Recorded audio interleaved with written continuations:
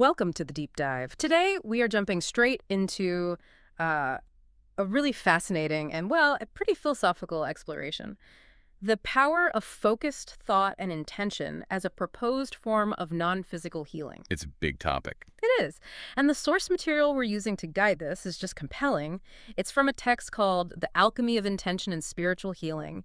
And it's set up as this dialogue between a very knowledgeable teacher and a curious student. And that format is so helpful. It's perfect for us, yeah, because it basically anticipates all the logical questions you, the learner, would have. It breaks this whole metaphysical topic down into into actionable principles. And it really doesn't tiptoe around the hard questions. Yeah. I mean, the student comes right out of the gate and confronts the most skeptical point, which is where I think most of us start. Which is? Okay, if you have no physical contact with someone, you never touched them, maybe never you met them, how can you possibly heal them? I mean, is this just, high-level positive thinking Right. or self-hypnosis? Okay, let's unpack this. That really is the critical question, isn't it? Is this a medical practice, some kind of psychological trick, or is the source defining a mechanism that operates outside all of those familiar categories? So our mission today is to distill the teacher's response and just clearly outline the three specific core principles they propose, the actual mechanics that govern how intention is argued to transform into energy. And why the teacher is so adamant that this is a natural phenomenon and not, some kind of miracle. Exactly, not a miracle. So to start dismantling that skepticism, the teacher begins by challenging the student's most basic belief. The idea that something has to be physical to be real. Exactly. The idea that for something to have an effect, you have to be able to touch it. Yeah. The teacher uses these really powerful rhetorical questions to just instantly pull the student out of that physical world. What does he ask? He asks, do you touch a dream? Do you touch a fleeting memory? And then, do you touch a fear that has never even manifested? And the student's answer is really the pivot point for this whole thing. They admit it, no, I don't touch them, but they are still very real. Right. And once you can see that non-physical things like fear or memory or dreams can have this undeniable impact on your emotional and even your physiological state. Without any physical contact. And without any contact, then the whole conversation has to shift. Wait, okay, but if we agree that dreams and fears are real, doesn't that sort of make this whole system sound psychological? I mean, how does the teacher separate this focused visualization from, say, just really high-level positive thinking?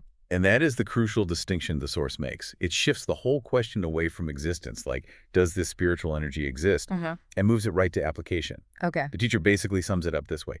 The question isn't whether this mental energy exists. The question is, why haven't you learned how to use it consciously? So it's not a philosophical debate anymore. No, it becomes a matter of training. The source is basically claiming this energy is already running. It's just undirected. So the challenge is about awareness and conscious skill, not about discovering something new. But even if you frame it as a skill, you still need proof. And the student, who's really acting as our stand-in here, pushes the teacher for some evidence. It's every case, yeah. A case where this focused intention actually created a tangible healing result, completely outside of any conventional medical help.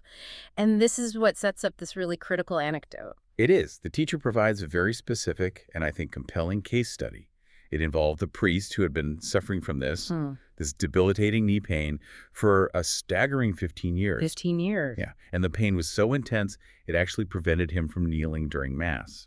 The source specifically calls it a pain not just of the body, but of the soul. Wow, so it links the physical problem to this deep spiritual distress he was feeling because he couldn't do his job. Exactly. And that's a profound distinction.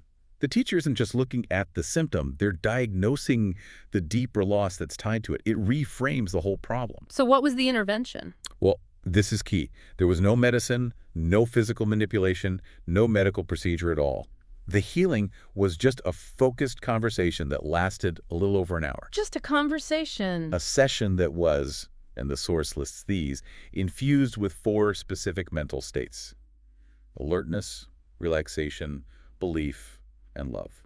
Okay, so we have 15 years of pain. It's tied to a spiritual crisis, and it's treated only by a conversation and these mental states. So what happened? What was the outcome? 3 days later, the priest was walking normally, and he could kneel without any pain. After 15 years. After 15 years. And we have to pause there because for that much suffering to just dissolve in 72 hours, I mean, that requires some kind of mechanism. Right. A skeptic has to ask, what is the invisible mechanism here? If it's not divine intervention, what's the formula? And the teacher addresses that head on. They explicitly call this change a natural phenomenon. There's a really strong emphasis on that.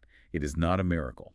So they're saying it's governed by natural laws. Exactly. Right. Just laws that we might not recognize yet or maybe just don't know how to apply consciously. It's the result of intention being applied correctly. Okay, so if the priest's healing wasn't a miracle, there have to be repeatable, understandable mechanics at play. And this brings us right to the core of our deep dive. The 3 core principles, the teacher says, explain how intention translates into a physical result. Right. And these principles really define how the mind can shift from being this, passive recipient of what's happening to it to being an active director of energy that's already there. So, principle 1. Principle 1 is direction. Intention directs energy. This is so crucial. The mental energy isn't something you create for healing. It's always present. It's always flowing through us. The only thing that changes is its target. It's direction. It's direction. Healing begins the moment your intention shifts from just observing the sickness or observing the pain to actively and intentionally healing. That makes me think of, like, a nozzle on a water hose. But if the energy is always running, why do people spend years stuck on a problem or, paralyzed by fear? Where's the friction? Well, the resistance is just the default direction. It's the non-conscious program that's running. The teacher implies that the very same energy you're using right now to worry or to obsess over something that happened is the exact same energy that just needs to be redirected. So fear isn't just unpleasant, it's a misdirection of useful energy. It's a costly misdirection of the very energy that could be solving the problem.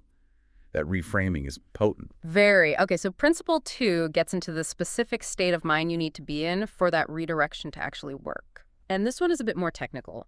Principle 2 is visualization and state. The mind doesn't differentiate. The source says that when the mind gets into a deep meditative state, specifically the alpha and theta brainwave states, it actually loses its ability to distinguish between what is now, reality and what will be the visualization. And that specificity is so key. The alpha state, which is relaxed and reflective, and the theta state, deep relaxation, almost sleep. Yeah. They are necessary because they downshift the activity of the prefrontal cortex. The rational arguing part of your mind. The part that's always saying, you can't do that, or that's medically impossible. By getting into those deeper states, you are temporarily bypassing your own internal editor. The mind just stops filtering everything through criticism. And the teacher argues that in that state, if you can use your imagination to vividly visualize being sick, you can visualize a healthy body with the exact same degree of truthfulness. Yes. The mind's job is just to execute, not to argue. It takes the instructions, your visualization, and it just starts working on them without debating how likely they are to succeed. That's the difference between just daydreaming, which your critical mind can dismiss, and this deep state intention, which gets delivered right to the operating system. And that non-arguing mind is what activates the 3rd principle. Which is the fuel, right? The emotional or spiritual force that actually kicks off the change. Exactly. Principle 3 is the trinity of healing. Belief plus expectation plus love. This combination is what's described as the catalyst for the whole chain reaction. But we have to be really precise about how the teacher defines love here. We do. It's not about warm, fuzzy feelings. No, it's defined as the highest resonance state of consciousness. It's not an emotion in the way we usually think of it. Right. Think of it more as pure, selfless focus. That feeling you get when you genuinely, truly wish for the ultimate well-being of someone else, with no thought of personal outcome or reward or even acknowledgement. So that specific, non-attached, high-frequency good intention is the definition of love here. It is. That's the operative definition in this context. And the teacher suggests that when you genuinely focus on desiring good things for someone else, you spontaneously step into that high resonance state. Yeah, instantly become the healer. You assume the role, yeah, regardless of your training or background. The purity of the intention and the resonance of that feeling are the only things that matter. It simplifies the whole process. That's incredibly empowering, but it does lead to the ultimate practical question for you, the listener. Do I need to be perfect? Do I need to have absolute control over my mind to help someone or even to help myself? Right. If the mind executes everything, does one negative thought just derail the whole process? Yeah, exactly. The teacher's response is, I think, a profound relief because it completely dismisses that idea of perfection. Instead, they outline 4 necessary and much simpler components that anyone can achieve. Okay, what are they? First, you need full presence. You have to be entirely here, now, with the person of the problem. Second, a pure intention, one that is singular, clear, and not mixed with self-interest or doubt. Third is a non-arguing belief, a conviction that doesn't debate itself inside your own head. And the fourth one is maybe the most surprising and the most subtle part of this whole system. I agree, it's discretion. The teacher insists that healing requires a high level of silence, not showing off, not broadcasting your efforts. That feels so counterintuitive. We live in a world that's all about sharing success and, accountability. Why is silence so important here? Well, the source explains that the most important things in life often need to be kept silent to grow. If you publicize the shift, you introduce resistance. From other people's skepticism. Either from external skepticism that chips away at your belief, or from your own internal ego, which can confuse the source of the energy. Silence protects that fragile new state of reality and allows it to solidify. And the teacher's final instruction to the student really just encapsulates this whole philosophy. It's the ultimate takeaway. Right. He advises, don't wait for perfection, because you'll miss chances to love. Don't try to teach others to wake up. Wake up first. And this is critical. Don't try to prove anything. Just live rightly, sufficiently, deeply. And that focused, intentional, deep living is what triggers the automatic result. The source concludes that when you change how you use your own intention, when you master those 3 principles of direction, visualization, and resonance. Your life and the lives of the people around you will be healed automatically. Yes. It stops being a task you have to do, and it just becomes the natural byproduct of living consciously. So this has been a really deeply structured journey. We went all the way from the initial skeptical question, is non-physical healing even possible, to understanding the 3 core principles that the teacher argues govern the whole process. Right. Direction, that intention, moves energy that's already there. Visualization and stayed where the alpha theta mind bypasses the filter and just executes what it sees. And the trinity of belief, expectation, and love, which means operating in that highest resonance state. And for you, the learner, this isn't just theory about curing pain. It gives you a clear, structural framework for defining and applying your own mental energy, whether it's for personal mastery, overcoming doubt, or just, engaging in the well-being of others. The source provides a mechanism, not just a vague hope. Which brings up a final important question that brings this whole deep dive right back to the present moment for you. The sources state that the mind executes, it doesn't argue, and it's most compliant in those deeper, non-critical states. So if your mind automatically executes what you visualize, regardless of whether it's a symptom or health, abundance or lack, what exactly are you focusing on right now that your mind might be unconsciously executing? What reality are you currently visualizing? That's the challenge to take forward. Until the next deep dive.